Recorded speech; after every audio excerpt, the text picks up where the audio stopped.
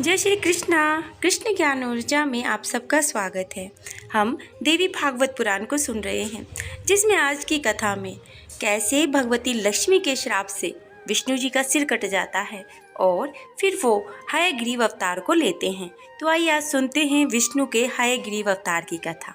ऋषिगण बोलते हैं, हे सूति जी, हमारा चित्त संदेश रूपी सागर में पूर्णतः डूबता जा रहा है, क्योंकि आपने महान आश्चर्यजनक संसार को विस्मित कर देने वाली यह बात कह दी कि विष्णु के शरीर से उसका सिर अलग हो गया था।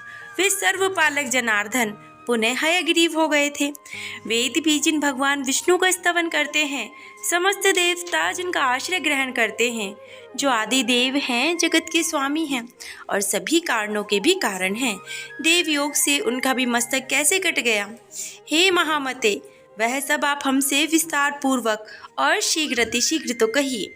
अब यह सुनकर के सूति जी कहते हैं कि हे मुनियों, आप सभी लोग एकाग्रचित होकर परम तेजस्वी देवादिदेव भगवान विष्णु के चरित्र को सुनिए।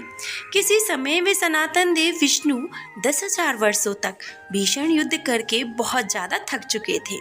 उसके बाद एक समतल तथा शुभ स्थान पर पद्मासन लगाकर पृथ्वी पर लिए प्रत्यंचा चढ़े हुए धनुष पर कंठ प्रदेश यानी कि गर्दन को टिकाते हुए धनुष की नोक पर भार देकर लक्ष्मीपति भगवान विष्णु जी सो गए और थकावट के कारण देव योग से उनको अचानक से बहुत गहरी नींद आ गई। कुछ समय बीतने के बाद ब्रह्मा, शिव तथा इंद्र सहित सभी देवता यज्ञ करने को उद्यत हो गए। वे सब देव कार्य की सिद्धि हेतु यज्ञों के अधिपति जनार्दन भगवान विष्णु के दर्शनार्थ करने के लिए बैकुंठ लोक को जा पहुँचे। आगे की कथा में उस समय उन्हें वहां न देखकर सभी देवतागण ज्ञान दृष्टि से देखकर वहां पहुंचे जहां भगवान विष्णु विराजित थे। वहां उन्होंने सर्वव्यापी भगवान विष्णु को योग निद्रा के वशीभूत होकर अचेत पड़ा हुआ देखा और वे देवगण वहीं रुक गए। सभी देवताओं के वहां रुक जाने के बाद जगतपति विष्णु को निद्रामन देखकर ब्रह्मा, रुद्र आदि प्रमुख देवता बहुत ज़्यादा चिंतित हो गए, क्योंकि भगवान विष्णु तो कभी इतनी गहरी निद्रा में जाते ही नहीं थे। अब उसके बाद इंद्र ने देवताओं से कहा, ये श्रेष्ठ देवगण, अब क्या किया जाए? ये श्रेष्ठ देवताओं, अब यह सब आप ही विचार करें कि इनकी निद्रा किस प्रकार से भंग की जाए।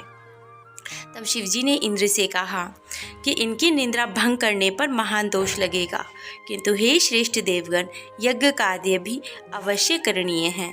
यज्ञ बहुत ज़्यादा जरूरी है। इसके बाद परमेष्ठी ब्रह्मा जी ने पृथ्वी पर स्थित धनुष के अग्रभाग को खा जाने के लिए दीमक का सृजन किया। दीमक के द्वारा धनुष का अग्रभाग खा लिए जाने पर धनुष नीचा हो गया। तब वे देवादिदेव विष्णु निद्रामुक्त हो जाएंगे। ऐसा होने पर निसंदेह देवताओं के संपूर्ण कार्य सिद्ध हो जाएंगे। अतः सनातन ब्रह्मा जी ने दीमक को इस कार्य का आदेश दिया और इसीलिए दीमक का सृजन किया गया कि अगर वो नीचे का भाग खा जाते हैं तो भगवान विष्णु जी निद्रा से उठ जाएंगे। तब दीमक ने ब्रह्मा जी से कहा कि हे देवादिदेव जगत गुरु लक्ष्मीपति, भगवान विष्णु की निद्रा भंग मैं कैसे करूं? कैसे मैं उनकी नींद में बाधा डालूं? कथा में विघ्न पैदा करना, पति पत्नी के बीच मतभेद उत्पन्न करना और माँ पुत्र के बीच बैरभाव पैदा करने के लिए षड्यंत्र करना ब्रह्म हत्या के समान कहा गया है। अतः मैं देवादिदेव भगवान विष्णु का सुख क्यों नष्ट करूं? तो हे देव, उस धनुष का अग्रभाग खाने से मेरा क्या लाभ, जिसके लिए मैं ऐसा पाप करूंगी? अब स्वार्थ के वशीभूत होकर ही समस्त लोग पाप कार्य में प्रवृत्त होता है, इसलिए मैं भी इसमें कोई स्वार्थ सिद्धि होने पर भी इसका भक्षण करूंगी। ब्रह्मा जी कहते हैं कि हे देवी सुनो, हम लोग यज्ञ में तुम्हारे भाग की व्यवस्था कर देंगे, इसलिए तुम अविलंब भगवान विष्णु को जगाकर हम लोगों को कार्य संपन्न करवा दो। होमकारी में आहुति देने और हव्य आसपास गिरेगा, उसी से अपना भाग समझना और अब तुम शीघ्रतापूर्ण ही हमारा कार्य करो, ऐसा दीमक से ब्रह्मा जी ने कहा। सूति जी आगे की कथा को चालू रखते हुए कहते हैं कि हे ऋषियों, ब्रह्मा जी के इस प्रकार कहने के अनंतर दीमक ने धरातल पर स्थित धनुष का जो अग्रभाग था उसको खा लिया अब जिसे धनुष की डोरी शीघ्र ही मुक्त हो गई। प्रत्यंचा के खुल जाने पर धनुष का वह ऊपरी कोना मुक्त हो गया। इस प्रकार एक भीषण ध्वनि पैदा हुई, जिससे वहां सभी देवगण भयभीत हो गए।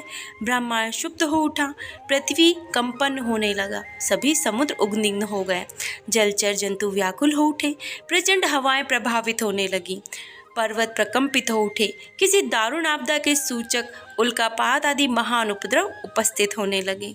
सूर्य तिरोहित हो गया और सभी दिशाएं अत्यंत भयानक हो गई थी।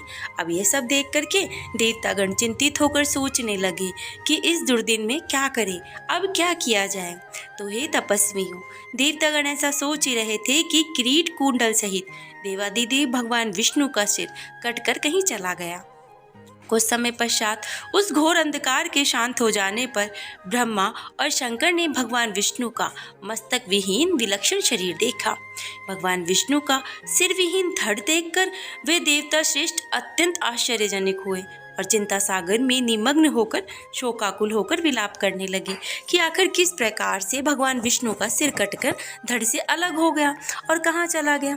तो हे नाथ, हे प्रभु, ये कैसी विचित्र अलौकिक घटना थी। हे देवादिदेव, हे सनातन प्रभु, हम सभी देवताओं के लिए यह बात अत्यंत ही विनाशकारी थी। यह किस देवता की माया है जिसके द्वारा आपका सिर का हरण कर लिया गया। आप तो सर्वदा अवेद, अच्छेद और अधाई हैं। तो हे प्रभु, इस प्रकार आपके चले जाने पर हम देवता तो मृत्यु को प्राप्त हो जाएंगे। हम लोगों के प्रति आपका स्नेह कैसा है। हम लोग स्वार्थ के कारण ही रुदन कर रहे हैं। अब संकट की यह स्थिति न तो दैत्यों में, न यक्षों में और न ही राक्षसों में पैदा की, अपितु हम देवताओं ने ही यह विघ्न उत्पन्न किया है। तथापि हे रमापते, इसका दोष किस प्रकार समझा जाए। हम सभी देवता पराश्रित हैं, इस समय क्या करें और कहाँ जाएं। तो हे देवेश, हम मूढ़ बुद्धि वाले देवताओं के लिए अब कहीं कोई शरण की नहीं है। यह कोई सात्विकी, राजसी, तामसी माया नहीं है जिसके द्वारा अब मायापति जगत गुरु का सिर काटा गया है। तब शिव सहित समस्त देवताओं को रुदन कृदन करते देखकर देवताओं में श्रेष्ठ देवगुरु बृहस्पति ने सांत्वना देते हुए कहा, हे महाभागो, अब इस प्रकार क्रदन करने से भला क्या लाभ। इस समय तो विवेक का आश्रय लेकर कोई उपाय अवश्य करना चाहिए। हे देवेंद्र, भाग्य और पुरुषार्थ दोनों ही समान श्रेणी के हैं, फिर भी उपाय करना ही चाहिए और देव योग में वो सफल होता है। इंद्र कहते हैं, अनर्थकारी पुरुषार्थों को धिक्कार है। मैं तो देव को श्रेष्ठतर मानता हूँ, क्योंकि हम देवताओं को देखते ही देखते विष्णु का सिर काटा गया।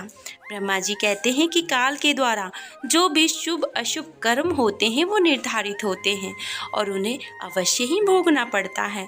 भाग्य का अतिक्रमण भला कौन रोक सका है। प्रत्येक प्राणी इस काल क्रम के अनुसार सुख दुख भोगता ही है, इसमें तो कोई संदेह नहीं है।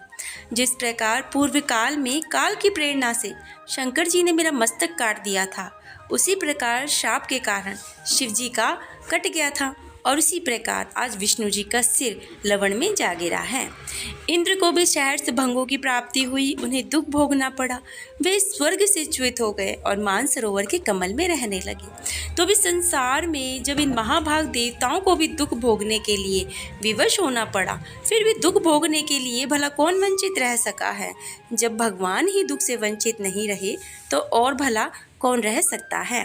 अतएव आप लोग शोक का परित्याग कर दे और उन महामाया विद्या स्वरूपा ब्रह्म विद्या और जगत को धारण करने वाली देवी का ध्यान करें, जिसके द्वारा यह चराचर संपूर्ण त्रिलोक व्याप्त है।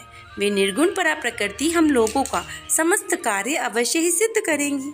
सूति जी कहते हैं कि हे मुनियों, देवताओं से इस प्रकार कहकर ब्रह्मा जी कार्य की सिद्धि की कामना से अपने सम्मुख सशरीर विद्यमान वेदों को आदेश देते हैं। ब्रह्मा जी कहते हैं, आप लोग समस्त कार्यों को सिद्ध करने वाली परा अम्बा ब्रह्म विद्या सनातनी तथा निगूढ़ अंगों वाली महामाया का स्तवन कीजिए।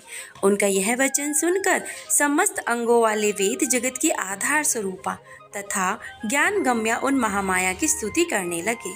तो वेदों ने कहा, हे देवी, हे महामाया, हे विश्वोत्पत्ति कारिणी, हे शिवे, हे निर्गुणी, हे सर्वभूतेशी, हे शिव कामार्थ प्रदायिनी माता, आपको नमस्कार है। आप सभी प्राणियों को आश्रय देने के लिए पृथ्वी स्वरूपा हैं तथा प्राणियों की बुद्धि, श्री क्रांति, क्षमा, शांति, स्मृति सब कुछ तो आप ही हैं। ओमकार में अर्धमात्र के शोक में आप ही विराजित हैं। और इस प्रकार से वो अम्बे माँ की स्तुति करने लगी। ब्रह्मा, शंकर, विष्णु, इंद्र, सरस्वती, अग्नि, सूर्य तथा सभी भुवनों के स्वामी आपके द्वारा ही निर्मित किए गए हैं। अतः आपकी कोई विशेषता इस जगत को छू नहीं सकती। आप ही तो सभी चराचर जगत की माता हैं। तो हे जननी, आप जगत की रचना की कामना करती हैं, तब आप सर्वप्रथम ब्रह्मा, विष्णु, महेश इन प्रमुख देवों का सृजन करती हैं और उन्हीं के माध्यम से एकमात्र आप ही जगत का सृजन, पालन और संहार का कार्य पूर्ण करती हैं। इस प्रकार से वो भगवती की स्तुति करते हुए कहते हैं कि हे भगवती, युद्ध के पराभूत किए गए दैत्यों ने किसी मनोहर तीर्थ में घोर तपस्या करके आपसे वरदान प्राप्त कर लिया, जो विष्णु के सिर काटने का कारण बना। हे भवानी, अथवा विष्णु को सिरविहीन रूप में देखने के लिए आप इस समय कोई विनोद कर रही हैं? तो हे माते, आप सिंधु सुता लक्ष्मी पर किसी कारण से एक आक्रोशित तो नहीं हैं? आप उन पर किसी कारणवश क्रोध तो नहीं है? आप उन्हें स्वामी विहीन देखना चाहती हैं? आप अपने ही अंश से प्रादुर्भूत लक्ष्मी जी की अपराध को क्षमा करें। भगवान विष्णु को जीवन दान दे करके उन्हें रमा को प्रदान करें। इस प्रकार से सभी माता लक्ष्मी के लिए दया भावना करके माता से उनकी स्तुति करने लगे। आगे क्या हुआ, ये कथा हम कल के अध्याय में सुनेंगे।